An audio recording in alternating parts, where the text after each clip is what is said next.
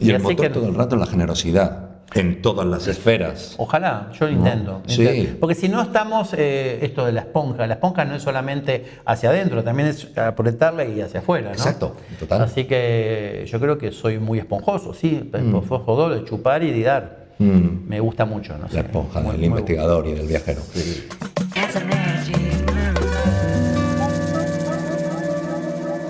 Hey, si tienes auriculares a mano, te invito a que los utilices. El número mágico se le pone mimo a todo, pero en especial al sonido. Bueno, seguimos. Hasta mañana. Llevar las cosas entonces. Dímelo por este oído. Porque traje un montón. No sabe Bey el peligro que ha corrido hoy. Es que por este no oigo. Qué orgullo la loquita. Bueno, amiguitos. Nos vemos mañana. Hasta mañana. Chao, chao. Más dúo que buenísimo la continuidad. Bueno, muy bien, ¿no? Sí. ¿Contenta? Sí. Muy bien, ¿no? ¿Y así es video o es solo audio? Hay un video solo para los reels. No, pero vamos a hacerlo breve porque más Te escuché que estás cansado. Lo he agotado, pero yo te la aguanto, no pasa nada. Estoy por ahora hacer una nota y voy a tener un ratito. Pero básicamente lo que estás viendo ahí es que Bogotá creo que son 3 horas. It's a magic number. Gabriel Chamé, Buenos Aires vía Madrid. ¿Qué 3 cosas se comió ese niño para convertirse? Y me he pensado mucho el orden, a ver si estás de acuerdo. Para convertirse en investigador primero, actor, director, docente, renovador del lenguaje clown en castellano y sobre todo algo que es muy maravilloso por lo simple y lo complicado que es a la vez, que es ser maestro de cómo convivir con la imperfección. ¿Qué 3 cosas te comiste para llegar a Bueno, eso? pero empezamos que pareciese que fuese Buenos Aires-Madrid, ¿no? La primera imagen, ¿no? Bueno, Y lo primero que me viene es cuando emigré, ¿no? Fue cuando emigré acá, que no eran chicos, tenía 28 años, pero fue muy fuerte, ¿no? La emigración y implicó todo el resto. O sea que si bien yo ya era un artista con 15 años de experiencia, trabajando mucho, actuando mucho, llegar a Madrid, llegar a Europa, fue el desafío de encontrarme con parar y ser un extranjero y encontrarme con no poder actuar, no poder producir, una cultura nueva, darme cuenta que el idioma español no es lo mismo argentino que español. Sin duda. Y que tuve que profundizar y que fue duro en el aspecto pedagógico, que tuve que dar clases porque no podía actuar y después con los años me di cuenta qué importante cuánto aprendí dando clases. Y bueno, todo eso para mí, el encuentro con Francia y España, porque era como iba y venía, para mí fue la base de lo que también de la riqueza de lo que me dio la cultura europea, que más allá que podemos criticarla, bueno, aprendí mucho de grandes artistas, ¿no? Porque yo no podía actuar, no podía dirigir, pero me iba al teatro a ver. Entonces miraba a Peter Brook, miraba a Ariane Mushkin, miraba a Bob Wilson, miraba a, bueno, todos estos genios, a Pina Bausch. Y bueno, aprendí un montón, a Robert Lepage. O sea, aprendí mucho. Y bueno, y después cuando fue el momento, encontré y pude hacer esto que decís vos, investigación, pedagogía, producción, actor, director, porque pude también no quedarme encerrado en una sola lógica de tal vez del teatro independiente argentino, que yo lo amo, pero tal vez a veces es muy cerrado en sí, ¿no? Eso es lo que me dio, y bueno, fue duro, ¿eh? Encontrar tu punto fijo y proyectarte, ¿no? Fue duro, ¿sabes lo que es? Tener mucho éxito como actor y de repente no tenerlo más porque tomaste una decisión de cambiar, y ese cambio es un cambio profundo, es como un desierto a transitar, ¿no? Y también, bueno, que se mezcla con que te enamorás y te quedás con alguien y entonces ya no puedes ni siquiera volver porque te quedaste enamorado. Opa. quedaste trabado en una trampa que es quise hacer esto, no sé si está bueno, pero ahora que estoy enamorado me tengo que quedar. Todo fue maravilloso y como siempre, viste que uno es hermoso a veces recordar los momentos más duros de tu vida. Y los años 90 para mí fueron bien duros, pero bien duros, y sin embargo los recuerdo como momentos increíbles y por ejemplo ahí ya se formó un montón de cosas que vinieron después, ¿no? Desde el Otelo que hice, todo eso se empezó a formular ahí. Así que no, muy agradecido, muy agradecido al riesgo. Ahí va. Y no tan quejoso de lo que tuve que pagar. No, al contrario. Ahora, vos me preguntás, en este momento quisiera seguir viajando, cambiando, digo, y no, la verdad necesito como más tranqui, ¿no? Pero bueno, yo le debo mucho a España. Le agradezco mucho a España, pero mucho. Aprendí mucho. A Sevilla acá. para arrancar, ¿eh? A Madrid, que es otra Madrid, España a Sevilla, al País Vasco, Grande. a Granada, y a Barcelona. En esa época iba mucho por ahí. El País Vasco iba mucho también. Muchas Españas. Y Sevilla, hice el Instituto de Teatro de Sevilla, que ahí tuve la suerte, o tuvimos la suerte de encontrarnos con alumnos que tenían 20 años, que hoy son gente como Paco León, Julián Villagrán, Alex O'Doherty, o sea, y puedo seguir la lista, ¿no? Claro. Sí, y después inmediatamente en Madrid con la escuela de Juan Carlos Corazza, y que de ahí salieron gente maravillosa como Alicia Borrachero, Roberto Enrique, y puedo seguir la lista, Claro. es como una lista que no termina más. Ahora, lo más importante es que aprendí mucho de entender otra cultura, ¿entendés? O sea, de darme cuenta que el artista está en contacto con diferentes visiones y pensamientos y necesidades. Y qué bueno también poder volver a tu país, ¿no? Y no perder tu origen. Creo que el artista que tiene la libertad de moverse y de transitar diferentes culturas y no perder tu propia cultura es de una riqueza enorme. Y eso lo hacen muy bien creo que lo hacen muy bien los argentinos, desde mi opinión, ¿vale? Y los argentinos como Y un que patriotismo muy hermoso. llegamos de los barcos, entonces necesitamos volver a los barcos, Exacto. pero nos cuesta mucho abandonar el puerto argentino. Exacto. Es el puerto, ya viste que los argentinos no cambian el acento, es un desastre. Claro, y es un desastre. ese patriotismo se queda ahí, como es algo muy hermoso. Entonces, podríamos decir, para que no nos desviemos tanto del camino, que a lo mejor una de las cosas que se comió de esas tres cosas que estamos pidiendo fue una esponja, porque esa esponja se quedó dentro para estar de alguna manera absorbiendo todo lo que estaba pasando, registrando, ¿no? También, que es una palabra. Y un mundo que muy estaba utilizada. cambiando, ¿no? Ajá. Un mundo que estaba cambiando. Entonces, no te veías que en esa época fue la guerra del Golfo. Ajá. Y todo cambió en la guerra del Golfo, Exacto. ¿no? La tecnología, el tipo de asesinato por tele, el internet, todo lo viví acá. Y tus inicios también en el mundo de la escena.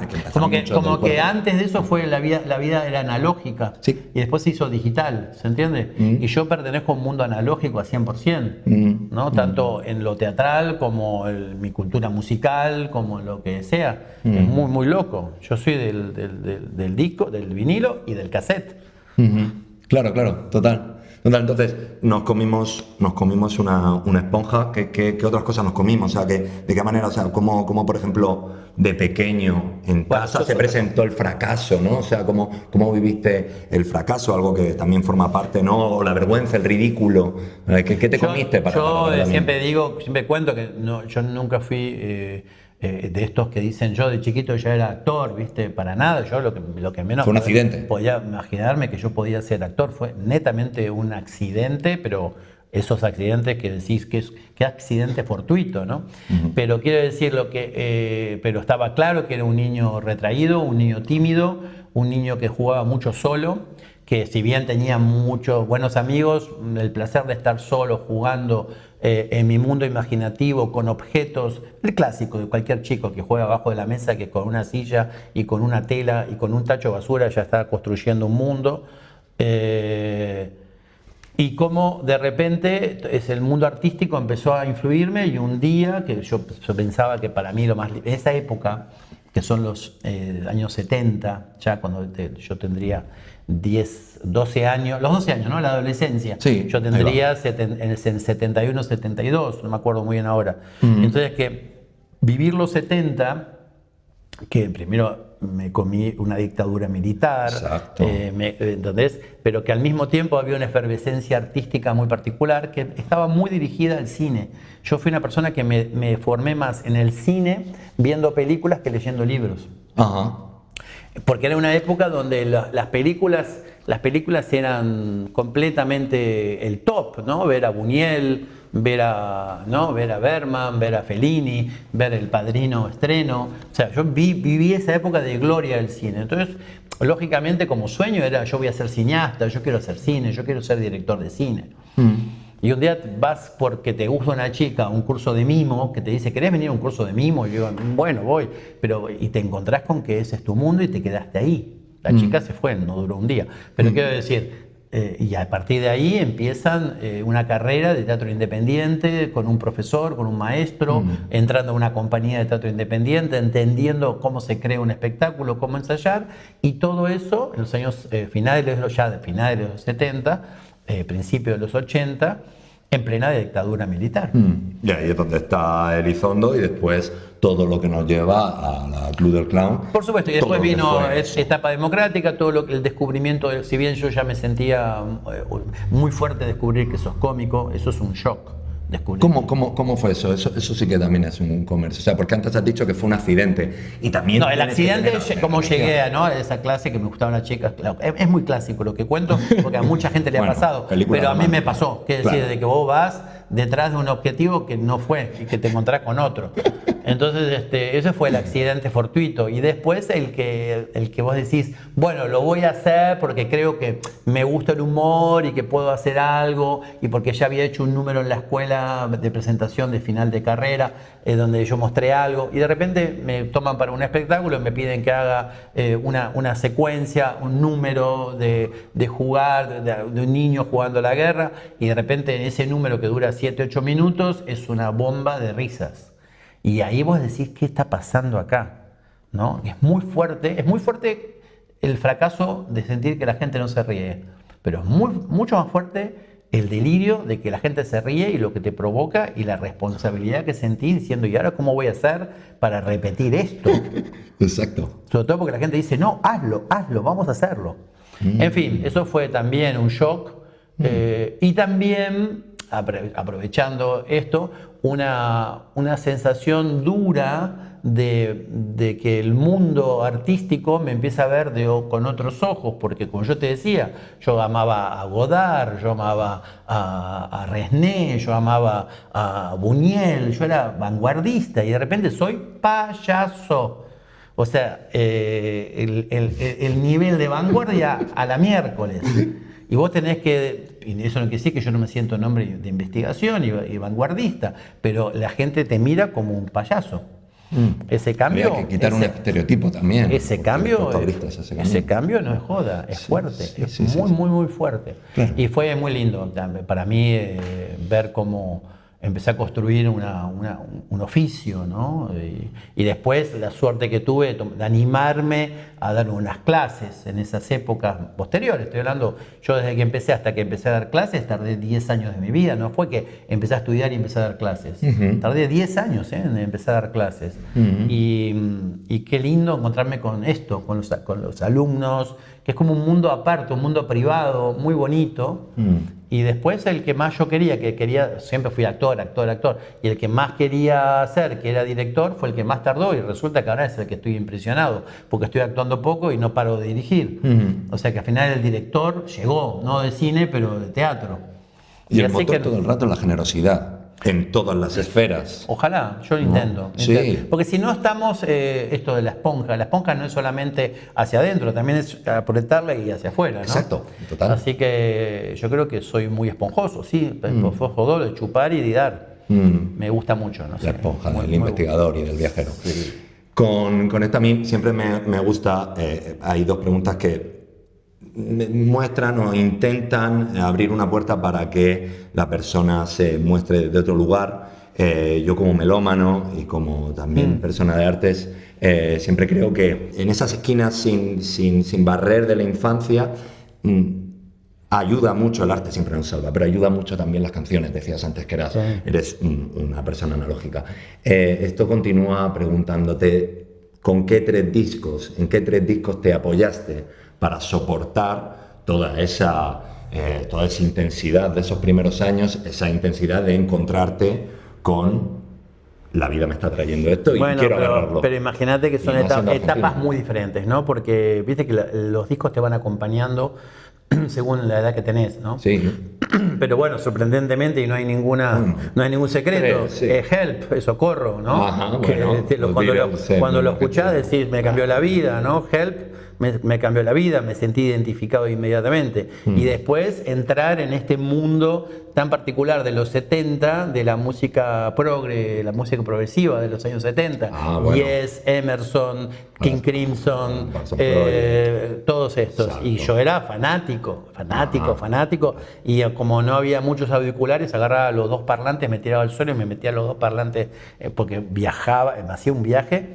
En épocas muy duras, insisto, con respecto a la dictadura militar, donde Sí. uno estaba encerrado, sin mucha libertad, con un cierto... cuando sos adolescente no tenés miedo a nada, pero vos sabés que no sos tonto, que no vas a hacer cualquier cosa.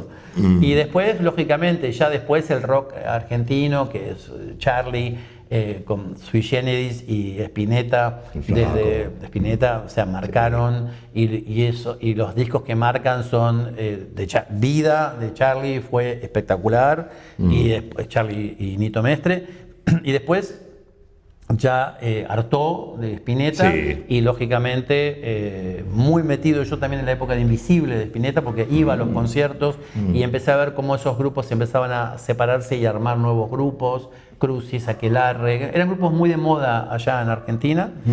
Y finalmente, bueno, de vuelta, ¿no? Charlie con clip modernos, que Wow. son los discos Wow. que marcaron a todos, que nos cambiaron, porque también nosotros pudimos vivir esa época efervescente de los 80, ¿no? Exacto. De la primavera democrática.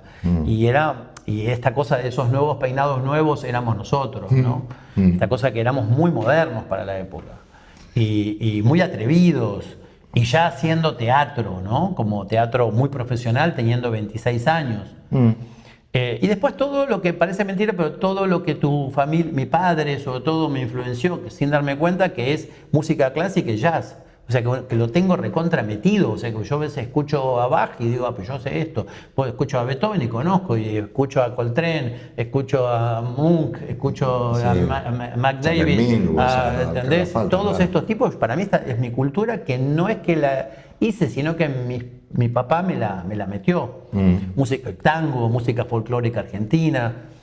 Grande. Para mí era muy Bien, importante. bien. O sea, como viste esta cosa que se te metió sin que vos te des cuenta. Sí. Porque en tu casa se escuchaba eso. Y tú lo permitías, que Y también yo- es muy interesante. Mi padre en el intentaba trabajo darme fenomenal. y me parece que yo me sentía muy cómodo con esa... Después sí. yo le dije, no, me gusta esto, me gusta Yes, me gusta... Y al revés, no lo aceptaban ellos. Y decía, Bueno. ya vas a ver que esto es bueno.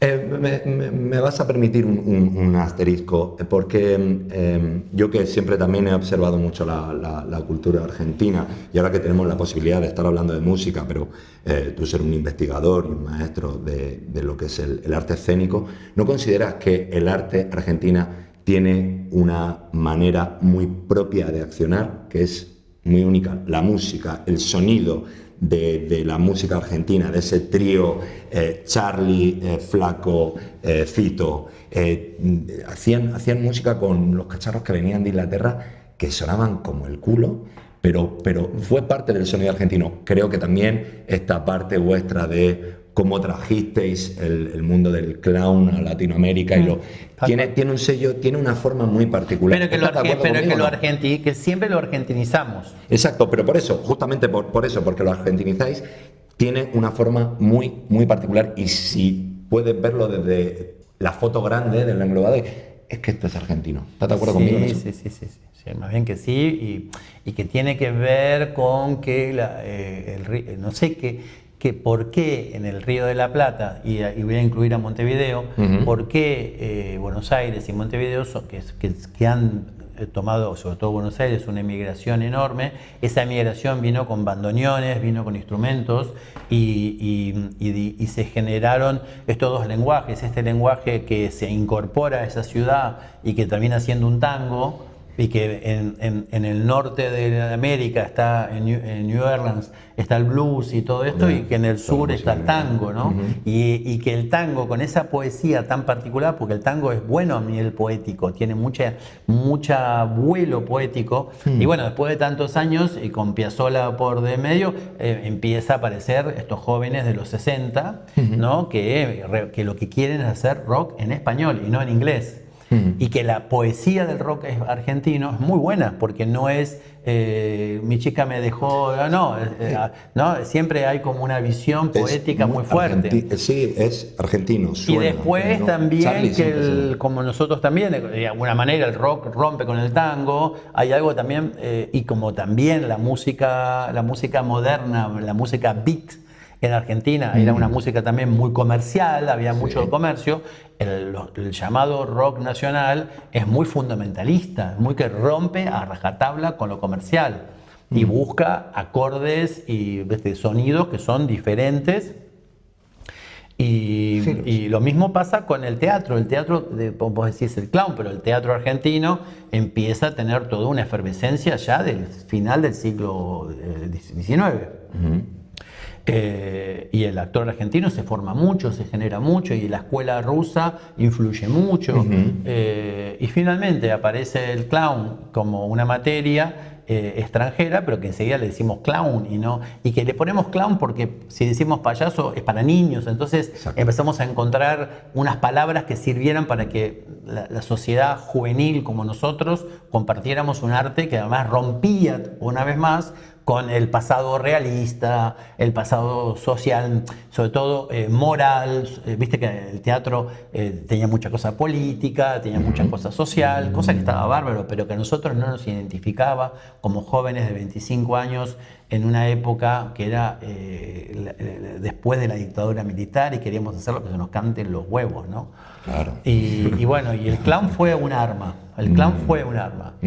Finalmente me parece que todo se fue transformando, pero bueno, generamos también los espacios alternativos de teatro, como es este espacio, ¿no? Los Jacintos, que estamos acá. En un espacio ¿no? de teatro en Madrid. Es un espacio alternativo que tanto cuesta, pero al mismo tiempo cómo la gente necesita de esos espacios alternativos como lugar de encuentro, ¿no? Y que no sea necesariamente el oficial. En todo caso, en la Argentina, y sí, hay un germen, y que tiene que ver para mí con un inconformismo y con una angustia de no poder estar disfrutando la vida burguesamente. Creo que hay algo que estamos todo el tiempo desesperados por ir más lejos, y un gusto profundo sobre la poética del arte, el espíritu del arte como una forma de vida más bella, ¿no? Y no tan terrible. Yo creo que hay algo de eso. Hay mucha conciencia de que el arte mejora la vida, ¿no? Exacto, y gracias porque me estás dejando el pie, porque nos vamos a la tercera de las tres, ¿vale? Que es un poco, vamos a mirar ahora el futuro, o sea, de qué manera Gabriel Chamé, qué tres cosas le generan esperanza en este mundo tan loco, también con todo esto que dices del arte como artefacto transformador, el delirio, ¿sabes? El delirio como ejercicio creativo, ¿no? ¿Qué tres cosas a día de hoy, en este momento, te dan esperanza en este mundo? Bueno, no es fácil porque las esperanzas están medias devastadas, y más por ejemplo, como yo siempre digo, venimos del futuro, los argentinos venimos del futuro. Espero que no pase lo que puede pasar, que es que gobiernos muy extremistas en el sentido de lo impersonal humano, y que la economía sea lo más importante y nada más que eso, de las finanzas, y bueno, todo eso destruye. Entonces, ¿qué me da esperanzas? Lo contrario, no que sea políticamente así, sino lo contrario es que no haya una relación tan fuerte con las finanzas y con la individualidad. Creo que el teatro es un lugar de encuentro todavía increíble. O sea, a mí me da mucha esperanza que el pasado milenario del teatro sigue siendo el futuro. Quiere decir, lugar de encuentro, lugar de calidad, lugar de creación, lugar del teatro, el cine, todo, la música, todos lugares de vivo donde vamos, nos encontramos y queremos crear. Eso, y después, para mí, muy importante, el sentido del humor. O sea, teniendo sentido del humor nos vamos a entender mejor. Bien. Porque si somos intolerantes todo el día y cada uno cree tener la verdad absoluta, ¿viste? Por supuesto que terminamos todas las piñas. Ahora, la cuestión es que el sentido del humor le hace bien a la gente que nos reamos un poco de las dificultades y de nuestro propio delirio personal. O sea, yo creo que lo que me da esperanza es que la gente empiece a pensar que las cosas son relativas y que no son absolutas. Y que nadie tiene la verdad absoluta y que simplemente tenemos que estar en concordancia. Eso es lo que a mí me hace bien. Y creo que el teatro es una buena fuente, ¿no? El teatro, cuando digo teatro, es el lugar escénico, ¿no? Porque incluyo la música, y por supuesto incluyo el circo, la danza, las artes callejeras, incluyo las performances de arte, ¿no? O sea, incluyo los lugares de encuentro.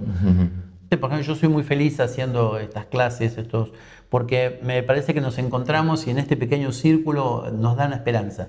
Hay algo que cuando estamos trabajando tenemos como una esperanza de estar haciendo algo que valía la pena estar haciéndolo, ¿no? Y eso te mejora la vida. Salís y no estás, viste, con todos los problemas que tenemos, hay como la esperanza de decir, che, vale la pena estar haciendo esto, ¿no? Porque si no, esperanza no hay nada. O sea, lo que está claro es que el mundo quiere ser dividido y quiere ser para unos y para otros tiene que estar al servicio. Y bueno, está tan claro, es tan aburrido que bueno, yo no lo voy a, no es que no me lo voy a permitir en mí mismo, ¿no? Algo así.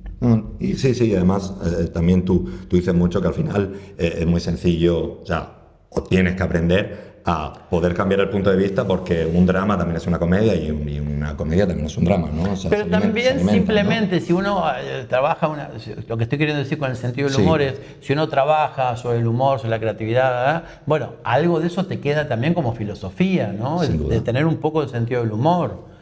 Ante lo trágico, ante lo horrible, ¿no? Y sentir que todo va a ser muy difícil, pero con un buen sentido del humor vas a poder llevarlo mejor porque vas a poder comunicarte mejor y porque vas a poder estar con más gente que piense como vos. Y mucha gente que no lo va a compartir. Pero para mí reírme de las cosas me ayuda mucho y no es un hecho evasivo, al contrario, es un hecho que aplico a tener un sentido crítico, porque creo que hay que tener un sentido crítico. Creo que hay uno de los problemas principales que la gente no tiene sentido crítico y no violento de hablar mal de la gente, de insultarse. Estoy hablando de un sentido crítico, creo que esto falla por tal razón. Esta es mi crítica porque te falta esto y esto, ¿no? De ser más... tener más especificaciones por la cual está el desacuerdo. Exacto. Y no por ganar. Y no por ganar. Que no sirve. Pero en todo caso, a mí me parece que no le veo más vueltas que en las pequeñas cosas, ¿no? En las muy pequeñas cosas, en las cosas íntimas y cercanas con la gente que te acompaña. Me parece que es muy importante. Qué bonito. Eso, no la veo en las grandes, no lo veo en la solución en el partido político que va a venir y te va a salvar. La verdad que no lo veo. Pienso que las cosas van a seguir y que serán más beneficiosas o menos beneficiosas para cada uno. Pero la vida cotidiana no es la prensa que nos venden todo el día. La vida cotidiana es con quien te ves y con quien necesitas estar en contacto y que llamás para poder hacer algo en conjunto. Y que mismo para una persona que trabaja en un trabajo fijo y tal vez muy duro, seguro tiene encuentros con gente de trabajo, que es lo mejor que le pasa estando con esa gente. O sea, es tan simple que la esperanza somos los otros. Pero bueno. Desde lo pequeño. Desde lo muy pequeño. Como te escuchaba, que me pareció maravilloso, éxito y fracaso es toda una ilusión. Sí, son dos caras de la misma moneda, ¿no? Sí, o sea, está claro que no estoy deseando que no importe un fracaso, pero cuando vos tenés una cintura más grande para no estar tan preocupado por conseguir el éxito, y si tenés una dificultad, verlo con un sentido del humor y ver que esa dificultad te puede acarrear tal vez un cambio después. Y bueno, ahí eso hablo de la vida. Yo lo aplicaba al teatro. No soy ¿cómo es? Un maestro zen para estar diciéndole a la gente lo que tiene que... Pero lo que sí creo es que el teatro te enseña mucho filosóficamente, ¿no? Sí. Y que como somos actores y somos analógicos, cada vez que la cagamos, que no nos funciona algo, que no estamos contentos, eso nos modifica, ¿no? Pero no está tan lejos el maestro zen del maestro clown, ¿no crees? Aunque pero no me toca a mí, claro. No me toca a mí de resolverlo. Gracias, Gabriel, porque bueno, Número Mágico tiene esta contradicción también que ha estado todo el rato en la conversación, ¿no? El estar preguntando dos preguntas por el pasado, otras por el futuro, pero en el fondo son espacios para quedarse en el presente, ¿no? Entonces, romper un poco el personaje, que también creo que es un poco algo nuclear en tu trabajo. Así que, pues, Estoy encantado de haber Estuvo podido lindo. tener este número. Felicitaciones mágico. por tu podcast, ¿no? ¿Se dice así? Podcast. Podcast. Podcast. A veces parece que fuese un Ay, es que- podcast. es que somos por tu muy- podcast. Yo también soy analógico, Gabriel. maldita Ahí va. sea. Muchísimas Bueno, gracias. gracias. Que estés bien. Vamos arriba. It's a magic number. ¿Qué tal? ¿Cómo estás, Andrés? Alberto, sí, gracias. Hablé de Jacinto. Bien, bien. Claro que sí. Perdón, pensé que era un ensayo y digo, no voy a molestar, aunque pase por delante, ¿sabes? Y no ha molestado pasando No, si hubiera visto el micrófono no hubiera pasado, te juro. Ya han pasado 4 años que estuvimos ensayando, porque va a empezar el mundial. ¿Sos consciente? 4 años. 4 años que hicimos el ensayo que yo te dije no puedo ensayar, perdió Argentina. Tanto, ya me acuerdo de esto. Y en el próximo capítulo, Leo Sidran, Madison, Wisconsin, vía Brooklyn, vía Madrid, pero ojo que a lo mejor también hay que nombrar Sevilla. Sí, fíjate. That's a magic number.